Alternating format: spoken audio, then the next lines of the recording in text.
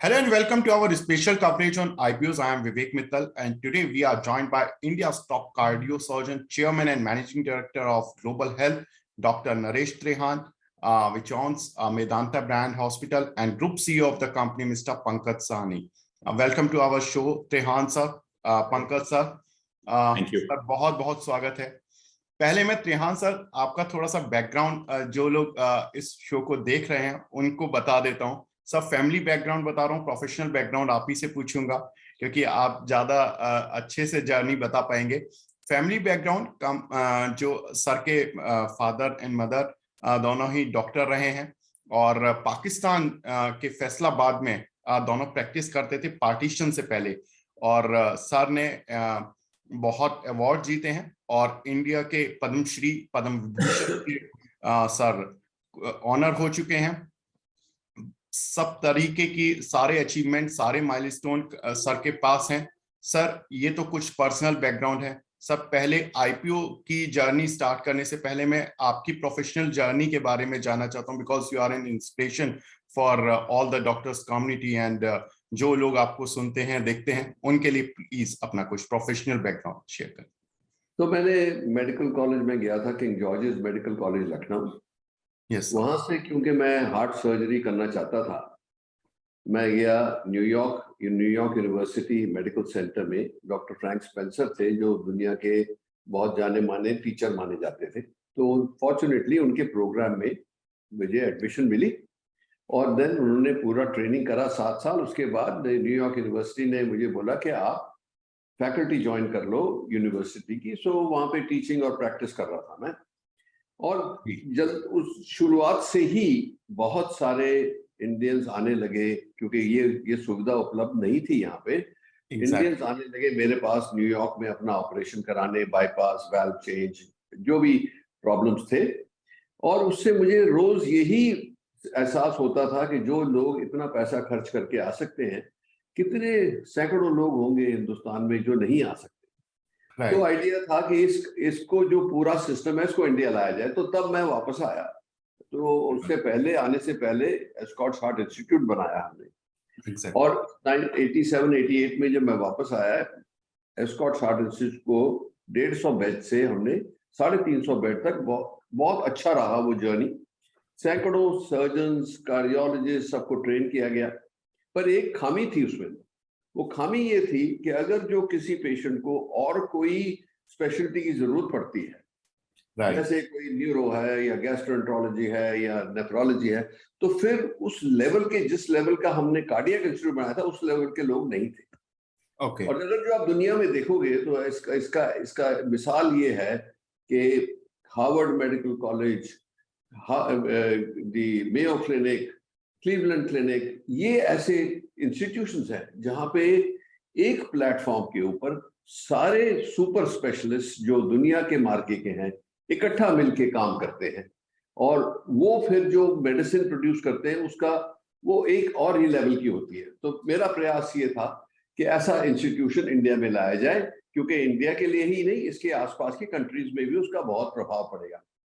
तो 90 हमने शुरू किया 2009 में, हमने ये बना लिया था स्ट्रक्चर और सारी दुनिया से बेस्ट टेक्नोलॉजी लाए। और उसके बाद डॉक्टर भी फॉर्चुनेटली उस मार्के के मिल गए जो हम चाहते थे, जो दुनिया की तुलना में मतलब उच्च थे। बिल्कुल। तो उसलिए फिर जब हमने शुरू किया, ये एंड ऑफ 2009 और 2010 की शुरुआत में ही हुआ बेसिकली, तो लोगों को भी एहसास हो गया कि ऐसा सिस्टम में कितनी अच्छी वो मिल सकती है ट्रीटमेंट। तो लोगों ने आना शुरू किया, ये सक्सेसफुल हो गया। 15 महीने में ब्रेक इवन हो गया और 5 साल, 5.5 साल में हमने सारे लोन्स भी वापस कर दिए। इतना विश्वास दिखाया पब्लिक ने हम में। और हमारे लक्ष्य यही थे कि बेस्ट मेडिसिन देनी है, उसको जितनी अफोर्डेबल कॉस्ट पे दे सकते हैं दे। और पूरा प्रिंसिपल जो है इंटेग्रिटी मेडिसिन की, जिसको हम कहते हैं, वो पूरे सब लोग मेंटेन करें।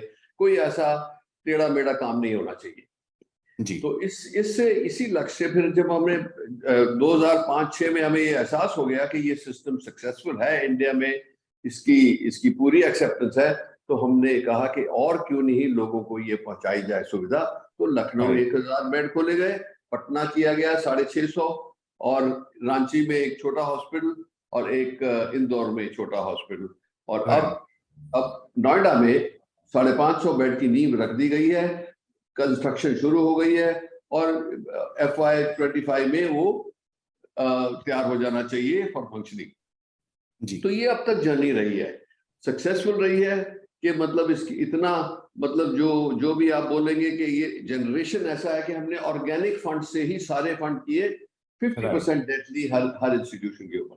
तो पंकज सानी जी आपको सारी फाइनेंशियल समझा देंगे क्योंकि आप फाइनेंशियल चैनल भी हो। पर इसका ये जरूर है कि लोगों को ये एहसास हो गया कि जो कहीं ट्रीटमेंट कंप्लीट नहीं हो सकता, जो बहुत ही कॉम्प्लिकेटेड है या बहुत ही सीरियस है, तो वेदांता वो डेस्टिनेशन थेरेपी है। तो दुनिया हमारे 60% पेशेंट्स बाहर से आते हैं, इंडिया से ही नहीं, नेबरिंग कंट्री से भी आते हैं।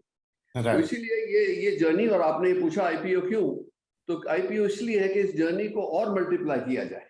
इसलिए ये, और हमारे जो इन्वेस्टर्स थे कार्लाइल ग्रुप, उनका फंड लाइफ भी खत्म हो गया, तो उनको भी सहूलियत रहेगी और कंपनी का फ्यूचर भी और स्ट्रांग होता जाएगा, और जो इन्वेस्टर करेंगे भी उनको भी अच्छा रिटर्न की उम्मीद रखनी चाहिए। बिल्कुल, तो बहुत शानदार जर्नी है। और सर, जिस तरह से आपने बताया कि आपने यूएस छोड़कर, अक्सर लोग यूएस जाने के बाद, इंडिया में तो यही कल्चर देखा गया कि 15-20 साल जो लोग रहकर आते हैं वो वापस आना ही नहीं चाहते हैं, और आपने देश के लिए बहुत बड़े एक सेक्रीफाइस किया और लोगों को मदद किया। Fantastic job sir. Pankaj sir, मेरा सवाल यही रहेगा कि जो कार्लाइल ग्रुप का ओएफएस के थ्रू जो एग्जिट हो रहा है, सर, उसके बाद ये कंप्लीट एग्जिट है या उनकी कुछ होल्डिंग रहती है? जो प्रमोटर की होल्डिंग होगी पोस्ट आईपीओ वो कितनी रहेगी, एंड कार्लाइल ग्रुप और जो टेमासेक ग्रुप है, इन लोगों की होल्डिंग कितनी रहेगी? जी, मैं थोड़ी इसकी हिस्ट्री बता देता हूं आपको। टोटल जो हमारी कंपनी की जो शेयर होल्डिंग थी, जो हमारे प्रमोटर हैं डॉक्टर त्रेहन, उनकी 35 या 35% शेयर होल्डिंग है। वो ऑफर फॉर सेल और आईपीओ में एक भी शेयर नहीं बेच रहे, वो प्रमोटर रहेंगे, आगे जाके भी वो इन्वेस्टेड रहेंगे, और शॉर्ट टर्म लॉन्ग टर्म के लिए डॉक्टर साहब ने बताया है कि वो पूरा कमिटेड है कंपनी में, तो वो कुछ भी शेयर नहीं बेच रहे आईपीओ में। दूसरी जहां बात आती है, जैसे आपने बताया कार्लाइल ग्रुप के पास हमारे कंपनी में कुछ ही हफ्ते पहले 26% स्टेक था, और उन्होंने 6% के आसपास जो स्टेक था वो आईपीओ से कुछ ही हफ्ते पहले वो उन्होंने प्लेस किया था। 3 बड़े बड़े फंड्स ने उनको उठाया है। एक फंड है हमारी जो अपनी जो देश की SBI म्यूचुअल फंड, उन्होंने कुछ परसेंटेज लिया है। जो हमारे डेनिश एक फंड है जिसका नाम है नोवो, उसने भी एक इन्वेस्टमेंट किया है, और ये दोनों फंड हमारे एंकर बुक में भी आए हैं। तो आगे जाके भी ये लोग इन्वेस्टमेंट करेंगे जब हमारा अलॉटमेंट होगा पूरा, तो उन्होंने ऑलरेडी कमिटमेंट कर चुके हैं हमारी एंकर बुक में, और उनको अलॉटमेंट भी मिल चुका है उस एंकर बुक में। और जहां तक कि ओएफएस की बात जो आपने की, अभी कार्लाइल ग्रुप ने इस प्री आईपीओ सेल के बाद उनके पास 20% शेयर्स बच जाएंगे। वो टोटल 100% शेयर्स हमारे आईपीओ में बेचे जाएंगे, तो उनकी जो शेयर होल्डिंग आईपीओ के बाद होगी वो बिल्कुल जीरो हो जाएगी। उससे कोई जो जैसे कहते हैं कि स्टॉक ओवरहैंग, वो नहीं रहेगा। तो ये आईपीओ की बात है ऑफर फॉर सेल तक की। उसके अलावा कंपनी 500 करोड़ ले रही है प्राइमरी कैपिटल। इस 500 करोड़ में से 375 करोड़ हम अपने जो लोन्स लिए गए हैं, हमने खासकर लखनऊ हॉस्पिटल और पटना हॉस्पिटल को बनाने के लिए जो लोन्स हमने लिए हैं, वो हम वापस करेंगे। हमारी बैलेंस शीट आज की डेट में भी काफी मजबूत है। करीब 500 करोड़ के आसपास का हमारा जो कैश बैलेंस अभी भी है। जो हमारे टोटल जो लोन्स हैं वो 800 करोड़ के आसपास हैं। तो जिसे हम कहते हैं नेट डेट, जो लोन्स माइनस कैश, वो सिर्फ 300 करोड़ के आसपास है, और कंपनी में और आईपीओ के थ्रू 500 करोड़ पैसे आ जाएंगे, तो हमारी बैलेंस शीट आने वाले ग्रोथ के लिए भी और भी मजबूत हो जाएंगी। और लास्टली ये बताना चाहूंगा कि जहां तक हमारे माननीय जो इन्वेस्टमेंट फंड है टेमासेक ग्रुप, जो सिंगापुर गवर्नमेंट से एसोसिएटेड है, वो उनके पास आज की डेट में करीब 19% स्टेक है, और वो भी नहीं भेज रहे। उन्होंने बताया है कि वो भी काफी लॉन्ग टर्म के लिए कंपनी के साथ कमिटेड रहना चाहते हैं। वो काफी खुश है कंपनी से, और वो भी देखते हैं कि आगे जाके भी शॉर्ट टर्म में भी और लॉन्ग टर्म में भी आगे जाने जो ग्रोथ है वो उसमें वो हिस्सा लेना चाहते हैं। Very nice sir. सर तो ये जो आप हॉस्पिटल्स ओपन कर रहे हैं, नोएडा का जो हॉस्पिटल ओपन हो रहा है, सर ने जैसा बताया कि FY25 तक ये स्टार्ट हो जाएगा। सर इस पर कितना खर्च आने वाला है और इसकी फंडिंग भी इसी IPO से फंड की जाएगी या इसके लिए कुछ फ्रेश इक्विटी या आप इंटरनल एक्रूवल्स का यूज कर रहे हैं? जी, जैसे कि मैंने आपको बताया, आज की तारीख में भी हमारी जो बैलेंस शीट है वो काफी मजबूत है। IPO होने के बाद हमने आज तक कोई ज्यादा ऐसे प्लान नहीं किए कि हमें और भी फंड्स रेज करने पड़ेंगे। हाँ, हम जब प्रोजेक्ट्स करते हैं तो हम ये देखते हैं कि कितना डेट, कितना लोन होना चाहिए, कितना इक्विटी होना चाहिए। कंपनी में काफी सारे अच्छे अक्रूवल्स आज की डेट में भी हैं, और अगर आप हमारी बैलेंस शीट और फाइनेंशियल स्टेटमेंट्स P&L देखेंगे तो हर साल काफी अच्छा EBITDA बन रहा है। हमारी कैश फ्लोज काफी स्ट्रांग है। FY22 में करीब 480 करोड़ के आसपास का EBITDA बना था। तो हमें आज की तारीख में नोएडा को फंड करने के लिए ऐसी बहुत ज्यादा इक्विटी की या बहुत ज्यादा आगे जाके फंड्स लेने की रिक्वायरमेंट नहीं है। हाँ, हम ये जरूर देखेंगे कि कितना डेट, कितना इक्विटी, इसकी जो कैश फ्लोज है वो किस तरीके से इसको मैनेज किया जाना चाहिए, ताकि कंपनी की जो स्ट्रक्चर है, जिसे कहते हैं कि कैपिटल स्ट्रक्चर, वो सबसे उत्तम तरीके से हम मैनेज कर सकें, ताकि आगे जाके हमारे जो बैंक्स है, हमारे जो फाइनेंशियल पार्टनर्स है और हमारी जो इन्वेस्टिंग पब्लिक है, उनके सबसे ऑप्टिमल, जिसे बोलते हैं, ऑप्टिमल तरीके का रिटर्न दिया जाए। बिल्कुल। त्रिहान सर, सर ये जो डॉक्टर्स आते हैं, नर्सेज आते हैं, इनका एट्रिशन रेट इंडस्ट्री में बहुत ज्यादा है। सर लोग आप ही की तरह बनना चाहते हैं, जो डॉक्टर्स हैं वो प्रैक्टिस छोड़कर कुछ नया एस्टेब्लिश करना चाहते हैं, इसलिए ज्यादा होता है एट्रिशन रेट डॉक्टर्स का। बिकॉज मैं पढ़ रहा था कि 32% अराउंड डॉक्टर्स का एट्रिशन रेट रहता है, नर्सेज और जो दूसरे स्टाफ है उसका 50% रहता है। या सर कुछ और कारण है कि ये अपने केवल सैलरी हाइक्स या जो भी हाइक्स होते हैं उनको लेने के लिए निकलते हैं? तो इसको आप 3 नजर से देखें। पहली नजरिया ये है कि जो सीनियर डॉक्टर्स हैं, जिन्होंने हमारे साथ ये वेदांता को शुरू किया और उन्होंने कि उनके माध्यम से इतने लोगों को ट्रेन किया गया कि हमने हमारा उत्साह बढ़ा के और हॉस्पिटल्स बनाए और ये सुविधा उपलब्ध हो हर जगह, उनमें से तो बहुत ही कम अट्रिशन है। कुछ गए भी थे पर फिर वो वापस आ गए, तो वो, और 2 लोग रिटायर हुए हैं, वो बात अलग है। बाकी उसमें तो अट्रिशन नहीं। जो अट्रिशन होती है वो होती है जो हाउस ऑफिसर्स होते हैं या रेजिडेंट्स होते हैं। ओके। उनको तो वो यहाँ काम करते हैं कि वो पोस्ट ग्रेजुएट करना चाहते हैं, तो यहाँ काम भी करते हैं, उस टाइम पढ़ाई भी करते हैं, जब इनको एडमिशन मिल जाती है तो फिर जाते हैं। तो ये कोई बुरी बात नहीं है कि जो डॉक्टर यहाँ के, और खास करके मेदांता का जब तगमा लग जाता है तो लोगों वो भी डिजायरेबल हो जाते हैं और ट्रेनिंग प्रोग्राम्स के लिए और पोस्ट ग्रेजुएट के लिए।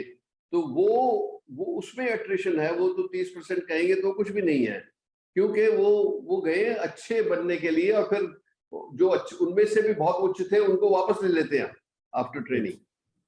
तो ये एक स्ट्रीम है। दूसरी स्ट्रीम है जो नर्सेस की एक बात ये है कि जो एक बार 2-3 साल 5 साल मेदांता में काम कर ले तो उसकी जो वैल्यू है वो खास करके ओवरसीज में बहुत ज्यादा हो जाती है। तो इसीलिए ये इसको इस नजर से देखो कि वो जाती हैं, पर मैं तो खुश हूं कि उनकी लाइफ बनती है। राइट। और दूसरी तरफ से देखोगे तो ये हमारे को कॉम्प्लीमेंट है कि भाई आपकी ट्रेनिंग इतनी अच्छी है कि आपकी नर्सों को हम पकड़ के ले जा रहे हैं। तो ये बात है। पर ये चैलेंजेस तो हम आज से नहीं, मेरे को हिंदुस्तान आए 30 साल हो गए, तो हमने ये सक्सेस मेंटेन करी है जी। क्योंकि एस्कॉट्स हार्ट इंस्टीट्यूट भी सबसे दुनिया में बड़ा हार्ट इंस्टीट्यूट बन गया। अब ये मेदांता भी जिस तरीके की मेडिसिन हम प्रैक्टिस कर रहे हैं, ये भी उस उच्च जगह तक पहुंच गया, वो चोटी पे है। और पर हमारा लक्ष्य है कि यही स्टैंडर्ड हम हर जहां भी जाएंगे, जहां भी जरूरत होगी लार्ज पॉपुलेशन को, उनके लिए हम ऐसा हॉस्पिटल बनाएंगे। कोई स्टैंडर्ड में तब्दीली नहीं होनी चाहिए। ये जरूर है कि हम अपनी कोशिश ये करते हैं कि जितना अफोर्डेबल हो, ये मद्देनजर रखते हुए कि एक्चुअली इकोनॉमिक बैलेंस तो होना चाहिए और रिटर्न भी होना चाहिए, और हमारे इन्वेस्टर्स को भी रिटर्न मिलेगा, और मिला है, बहुत मिला है। Right sir.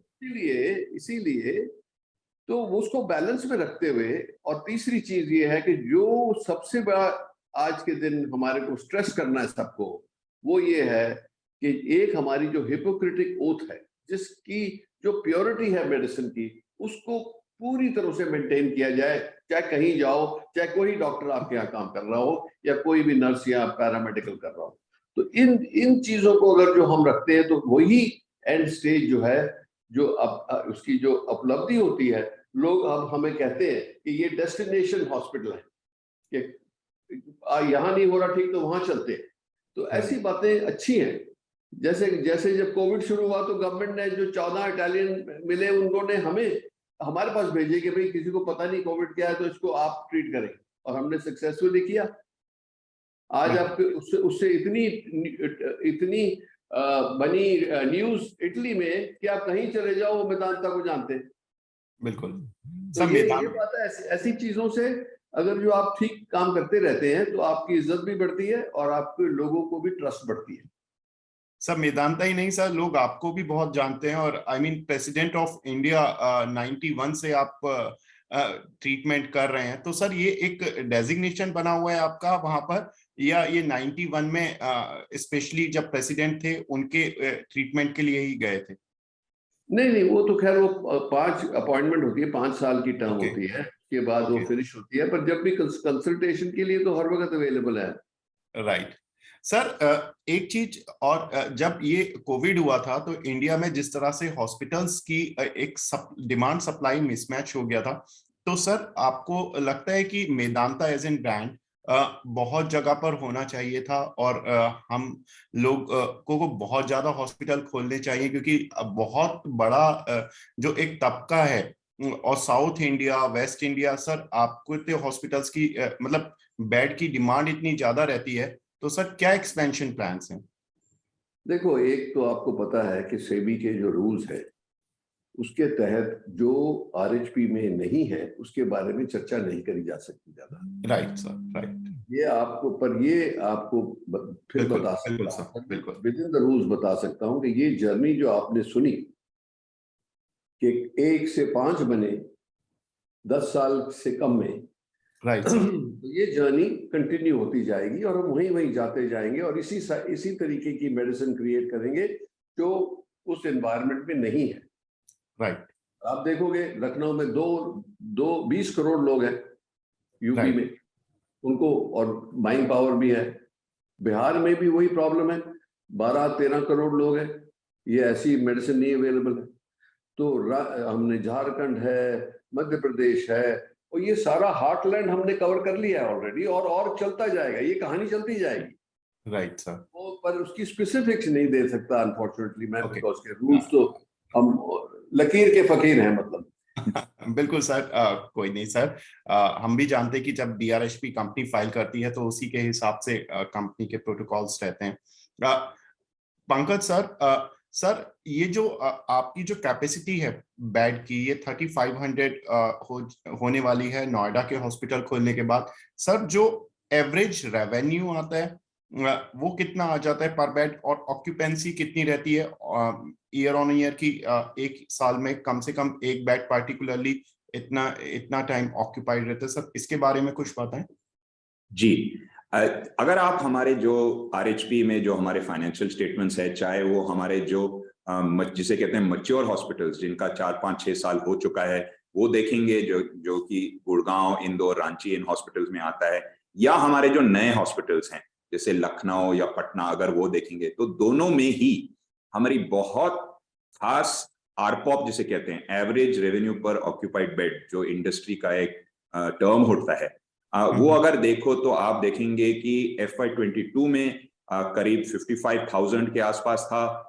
अगर आप जो हमारे फर्स्ट क्वार्टर FY23 हैं वो देखोगे तो ये नियर अबाउट 60,000 के आसपास है। ये ऑन जैसे कहते हैं ऑन कंसोलिडेटेड बेसिस, पूरी कंपनी ग्लोबल हेल्थ के नाम से जो है उस बेसिस पे। और आप देख रहे हैं कि अगर ये आप FY20 से देखें तो ये काफी ग्रो कर चुका है। तो शॉर्ट टर्म में भी अगर आप कोविड को भी निकाल दोगे जो FY21 वाला साल था, तो FY20 से लेके आप FY22 तक देखेंगे तो लगभग हर साल 20% जिसे कहते हैं CAGR, 20% CAGR हमारा रेवेन्यू हुआ है। अगर आप FY22 से फर्स्ट क्वार्टर FY23 में देखेंगे तो वहां पे भी ग्रोथ हुआ है। और मैं ये भी बताना चाहूंगा आपको, जो हमारा, जैसे कि डॉक्टर त्रेहन ने आपको बताया था कि हमारा जो गुड़गांव हॉस्पिटल था वो जल्द ही 1.5 साल के अंदर ही EBITDA ब्रेक इवन हो चुका था जब हमने शुरू किया था 2009-2010 में। लेकिन अगर हम लखनऊ की बात करें, जो हमने 2020 के शुरुआत में खोला था जबकि कोविड चल रहा था, तो कोविड के साथ ही फिर भी मेदांता लखनऊ ने EBITDA ब्रेक इवन अपने फर्स्ट फुल ईयर में ही कर लिया था। FY21 में ही फर्स्ट ईयर में हमने 15% EBITDA निकाल लिया था लखनऊ में। और जहां तक FY22 की बात है तो वहां पे 28 यानी 28% EBITDA ऑलरेडी आ चुका है। और आगे जाके अगर हम फर्स्ट क्वार्टर FY23 की बात करें तो वो और भी ग्रो कर रहा है। और जो पटना हॉस्पिटल है हमारा, पटना हॉस्पिटल हमने जनवरी 2022 में खोला था, वो भी काफी अच्छी ग्रोथ आ रही है उस हॉस्पिटल में। फर्स्ट क्वार्टर में जो इस साल का है FY23 में, उसमें सिर्फ 2 या 3 करोड़ का EBITDA लॉस है, तो वो भी काफी अच्छी तरह से ग्रो कर रहा है। और दोनों हॉस्पिटल में, लखनऊ में भी और पटना में भी, अभी हमारे बेड्स भी आ रहे हैं, हमारे OTs भी आ रहे हैं, हमारे डॉक्टर्स भी जुड़ रहे हैं। तो हम एक काफी विश्वास है कि आगे जाने वाले जो साल हैं और आगे लॉन्ग टर्म में भी, दोनों में हमें काफी अच्छी ग्रोथ मिलेगी, हमारे जो मैच्योर हॉस्पिटल से भी और हमारे जो नए हॉस्पिटल से, दोनों से।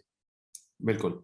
त्रेहान सर, कितना समय लगता है एक वर्ल्ड क्लास हॉस्पिटल बनाने में सर? जैसा आप नोएडा में बना रहे हैं, गुड़गांव मैंने भी पर्सनली देखा हुआ है सर।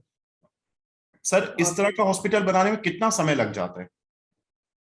इस पे हमें कोई 3 साल लगते हैं पूरा कंप्लीट और ऑक्यूपेंसी में।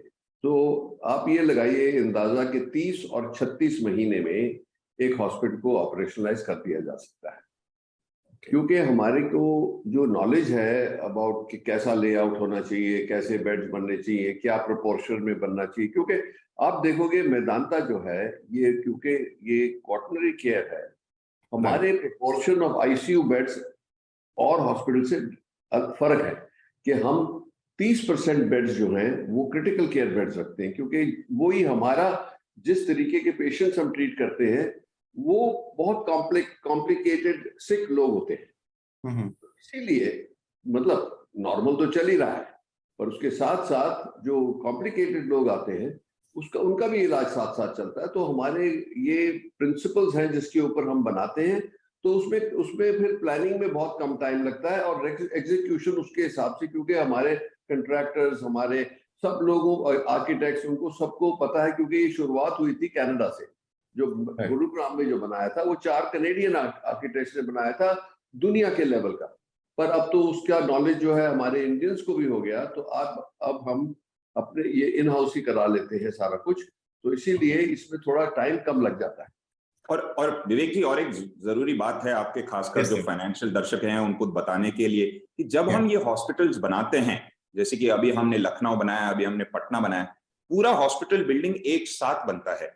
तो जैसे कि लखनऊ में अगर आप देखें तो हमने जो टोटल, जिसे कहते हैं सिविल इंफ्रास्ट्रक्चर, जो टोटल बिल्डिंग है वो हमने करीब 1000 बेड के लिए बनाया है, लेकिन आज की तारीख में 500 हमारे बेड ऑक्यूपाइड है। जो हमारा जो पटना का हॉस्पिटल है वो 650 बेड का होगा, आज की डेट में 300 बेड के आसपास चल रहे हैं वहां पे।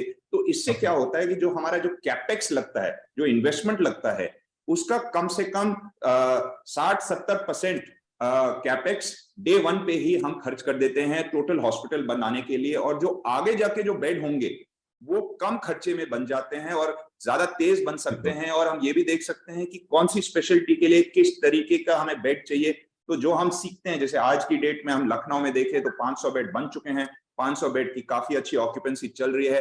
अब हम ये सोच रहे हैं कि जैसे जैसे डिमांड आए, कार्डियोलॉजी के लिए डिमांड आए या न्यूरो सर्जरी के लिए डिमांड आए, उस तरीके से हम आगे जाके बेड बना सकते हैं और काफी तेजी से बना सकते हैं, क्योंकि जो सुपर स्ट्रक्चर जिसे हम बोलते हैं वो ऑलरेडी बन चुका है। तो पंकज सर, कितने समय में ये पेबैक हो जाता है? एक हॉस्पिटल जब आप बनाते तो पेबैक टाइम कितना रहता है उसका?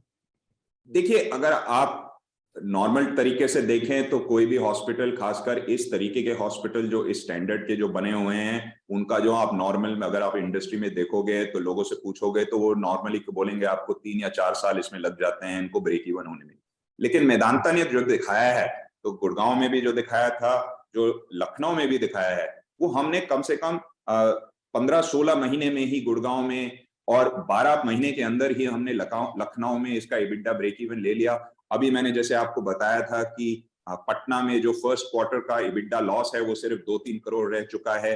तो इसकी जो EBITDA ब्रेक इवन जो मेदांता कर रहा है, जो ग्लोबल हेल्थ कर रहा है, वो ट्रेंड काफी अलग है इंडस्ट्री से। हमने काफी जल्द ही काफी स्पीड से इनकी ब्रेक इवन निकाल चुके हैं हम। और इसका ये कारण है कि जो पब्लिक ने, जो मरीजों ने जो विश्वास दिया है मेदांता हॉस्पिटल में, जो हमारे डॉक्टरों में और हमारे हॉस्पिटल में, वो काफी अच्छा विश्वास है, क्योंकि हमारा जो इलाज है सबसे उच्चतम तरीके का इलाज है। सबसे कठिन बीमारियां का इलाज होता है यहाँ के, जैसे डॉक्टर त्रेहन ने आपको बताया था, कम से कम 30% हमारे जो बेड है वो आईसीयू बेड या क्रिटिकल केयर बेड होते हैं। तो हमें वो पब्लिक से वो विश्वास आया है और उसके कारण हमारी फाइनेंशियल परफॉर्मेंस भी काफी मजबूत हुई। बिल्कुल सर, बिल्कुल कंपनी प्रॉफिट में है और प्रॉफिट मेकिंग आईपीओ आ रहा है और जबरदस्त ब्रांड है और जिन वैल्यूएशंस पर आ रहा है, तो वो वैल्यूएशंस भी हमने चेक की थी पीयर्स कंपैरिजन में। आपकी वैल्यूएशन एक्सपेंसिव साइड पर नहीं है और प्राइस बैंड भी बहुत ही अफोर्डेबल रेंज में है। 300 की रेंज में आपका आईपीओ आ रहा है। तो सर त्रेहान सर, एक क्वेश्चन सर, जब आपके नाम से बहुत ज्यादा लोग पेशेंट प्रभावित होते हैं कि जो कार्डियो के होते हैं कि सर से ही ऑपरेशन कराना है, अगर सर की एक गाइडेंस मिल जाती है तो सर्जरी सक्सेसफुल हो जाती है। सर आप तो हर जगह नहीं जा पाते, तो सर कितना इम्पैक्ट होता है आपके रेवेन्यूज पर कि जब आप गुड़गांव में रहते हैं और लखनऊ और जो दूसरे हॉस्पिटल्स होते हैं वहां पर आप किस तरह से गाइड कर पाते हैं? तो अगर जो आप देखोगे कि ये एक और जो लक्ष्य था मेदांता बनाने का, कि हमारे जो लोग हैं, जो चेयरमैन हैं सारे डिपार्टमेंट्स के, उन्होंने अपने अपने डिपार्टमेंट्स बुलाए। जैसे मैंने भी 12 सर्जन्स काम कर रहे हैं और उनकी ट्रेनिंग कई लोगों मेरे साथ 20 साल, जैसे इंदौर में जो चीफ है कार्डियक सर्जरी का और हॉस्पिटल का डायरेक्टर है, वो मेरे साथ 20 साल से काम करके एज अ कार्डियक सर्जन वो गए। तो उन्होंने वो इंट्रोड्यूस किया वो स्टैंडर्ड, क्योंकि जो मैं भी जैसे डॉक्टर स्पेंसर से सीखा था वैसे ही मेरे लोगों ने मेरे से सीखा। और जो पटना में है वो भी हमारे साथ काम कर रहा था कई साल। और वो आप देखोगे इनकी क्वालिटी, ये कहीं भी दुनिया में इनको भेज दो, ये उसके compete कर सकते हैं। तो इसीलिए, और जो लखनऊ में भी जो हार्ट सर्जरी की टीम है वो SGPGA थी और उनको नया मतलब पूरा दिया गया, सो टेक्नोलॉजी दी गई, तो वो भी बहुत अच्छे बन गए। तो इसीलिए हमारे कई डॉक्टर्स यहाँ से ट्रेन होके लखनऊ, पटना, अब नोएडा की टीम तैयार कर रहे हैं हम ऑलरेडी।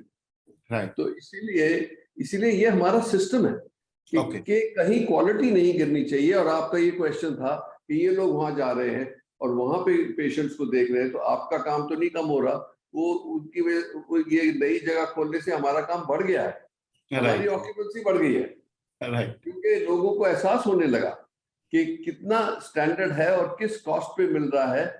उससे ये पूरी लॉयल्टी बनी है। और हमारे जो टेक्नोलॉजी नई इंट्रोड्यूस हो रही है, वीडियो कॉन्सर्ट्स हो रहे हैं, कॉन्टिन्यूटी हो रही है, तो वो हमारे पेशेंट्स जो हैं हमारे से 24 घंटे जुड़े हुए हैं कि उनको कोई क्वेश्चन हो, तकलीफ हो, तो हमारा सिस्टम हर वक्त अवेलेबल है उनके लिए। Last question to you sir Trehan sir. Sir ये जो ग्लोबल हेल्थ नाम रखा है आपने कंपनी का, ये ग्लोबली हेल्थ प्रोवाइड करेगी, ऐसा भी कुछ प्लान है, या जो ग्लोबली लोग बीमार हैं वो वेदांता में आकर इलाज कराएंगे? दोनों। आपने जवाब तो अपने आप ही दे दिया। इसका मतलब ही यही था कि इसमें कोई लिमिटेशन नहीं है। और जैसे आपने देखा अभी प्रधानमंत्री जी ने भी अनाउंस किया heal in India, heal by India, all these चीज, ये क्यों हम ऑलरेडी भी कितने, आज भी देखोगे आज तो कम से कम 10-15 लोग होंगे जो बाहर के देशों से आए हुए हमारे यहाँ ट्रेनिंग कर रहे हैं, फिर हम उनके जाके उनकी सिस्टम चलाते हैं। तो इसीलिए ये सब एक बहुत अच्छा, जिसको मैं ये कहता हूँ कि it is bridge of friendship over science. और हमारे रिलेशनशिप जो इनका, क्योंकि इंडिया की सॉफ्ट पावर इस माध्यम से बहुत बढ़ रही है और ये अच्छी है, अच्छी बात है। बिल्कुल। पंकज सर, लास्ट क्वेश्चन कि सर ये जो हम जो आईपीओ लाते हैं और जिस तरह से फंड रेजिंग होती है सर इक्विटी मार्केट में, एक आप लोगों का फर्स्ट टाइम मतलब आप लोग आ रहे हैं सर, बहुत सारी कंप्लाइंस जुड़ेंगी, बहुत सारे सवाल पूछे जाएंगे आने वाले समय में। सर कितना प्रिपेयर्ड हैं इस तरह की, क्योंकि ग्लोबली इन्वेस्टर्स को अब बहुत सारे इंस्टीट्यूशंस, बहुत सारे रिसर्च हाउसेस आपको अप्रोच करेंगे पोस्ट आईपीओ जब भी आपके रिजल्ट्स होंगे। सर क्या प्रिपरेशन? जी, बहुत सही सवाल पूछा जी विवेक जी आपने। इसके बारे में मैं 2-3 चीज बताना चाहूंगा। सबसे पहले तो ये है कि जब से ये अस्पताल खुला है, जब से ये कंपनी शुरू हुई है, और मुझे इस कंपनी में अब करीब 12 साल हो चुके हैं, तो हमने ये देखा है कि जो कंपनी का जो एथिक्स और जिसे कहते हैं गवर्नेंस स्टैंडर्ड्स, बहुत ही उच्चतम तरीके का जो गवर्नेंस स्टैंडर्ड है। अगर आप हमारे बोर्ड ऑफ डायरेक्टर्स के नाम भी देखेंगे तो हमारे पास एग्जीक्यूटिव डायरेक्टर से ज्यादा हमारे पास इंडिपेंडेंट डायरेक्टर हैं हमारे बोर्ड में, और जो हमारे सारे इंडिपेंडेंट डायरेक्टर्स हैं अपने अपने फील्ड में काफी माने जाते हैं वो। तो जो हमारी कंपनी की जो गवर्नेंस स्टैंडर्ड है, जो हमारी कंपनी की जो जिसे कहते हैं वैल्यू सिस्टम है, वो शुरू से ही आईपीओ से काफी साल पहले से ही बहुत ही उच्चतम तरीके के थी। और जो डॉक्टर त्रेहन ये कहते थे हमें, जब मैं भी आया था उन्होंने यही बताया था कि जिसे कहते हैं कि good business is not good medicine, but good medicine can be great business. तो हम हमेशा यही सोचते हैं कि इलाज सही तरीके से कैसे हो। अगर हम यही मान के चले, अगर हम ये मान के चले कि डॉक्टर पेशेंट का, मरीज का सही तरीके से इलाज करें, हम अपने डॉक्टर्स को टारगेट्स नहीं देते, हम अपने डॉक्टर्स को बजट्स नहीं देते, हम सिर्फ अपने डॉक्टर से ये कहते हैं कि जो मरीज के लिए सही इलाज है वही किया जाए, और बाकी जो फाइनेंशियल रिटर्न है वो तो आ ही जाएगा। वो आप देख ही रहे हैं, जो हमारी जो परफॉर्मेंस है काफी अच्छी रही है। और जहां तक कि हमारे इन्वेस्टर्स की बात है, हाँ जरूर, पिछले कुछ महीनों में जैसे ही हम आईपीओ के लिए तैयार हो रहे थे, हम करीब 100 इन्वेस्टर से मिल चुके होंगे, इंस्टीट्यूशनल इन्वेस्टर से, देश में भी और विदेश में भी। और अगर आप देखेंगे जो हमारी जो इंस्टीट्यूशनल इन्वेस्टर्स की जो डिमांड है, जिसे कि एंकर बुक बोलते हैं, एंकर बुक में जो सारे हमारे इंस्टीट्यूशनल इन्वेस्टर्स हैं, हमारे देश में कम से कम 12-13 म्यूचुअल फंड, देश के सबसे टॉप म्यूचुअल फंड सारे हमारे एंकर बुक में हैं। इसका मतलब उनके पास कुछ तो विश्वास होगा कि मेदांता में इन्वेस्टमेंट करने के लिए। और जहां तक विदेश की बात है, चाहे आप जैसे जीआईसी कंपनी है, गवर्नमेंट ऑफ सिंगापुर का जो सॉवरेन फंड देखते हैं, जो हमारे अलग अलग देश के सॉवरेन फंड्स है, जैसे कनाडा में ओंटारियो पेंशन फंड है, या जो नमूरा है, तो देश विदेश के जो माननीय इन्वेस्टर्स हैं, उन्होंने ये भी देखा होगा कि मेदांता की क्या गवर्नेंस है, कि क्या वैल्यू सिस्टम है, मेदांता की क्या फाइनेंशियल परफॉर्मेंस है, और इसी बेसिस पे उन्होंने कुछ इन्वेस्टमेंट की होगी। तो ये भी हमारे लिए एक गर्व की बात है कि इतने सारे म्यूचुअल फंड्स, इतने सारे foreign investors Medanta global health के साथ जुड़ना चाहते हैं। और हम आशा करेंगे कि जो बाकी की जो रिटेल और इन्वेस्टमेंट जो पब्लिक है, वो भी यही देखेंगे जो ये फाइनेंशियल इन्वेस्टर्स पिछले काफी सारे महीनों से देख रहे हैं। बिल्कुल sir, and wish you all the best sir. आपका आईपीओ खुल चुका है और उसको रेस्पॉन्स भी अच्छा मिल रहा है, और हम उम्मीद करते हैं कि पब्लिक भी जितना लोग इंटरनेशनली जान रहे हैं, और इंडिया में भी आपके जो शेयर धारक जो नए जुड़ेंगे वो भी अच्छा रिटर्न कमाएं। और बहुत बहुत सर शुक्रिया अपना कीमती समय देने के लिए, और all the best for your IPO sir. Thank you very much. Thank you sir.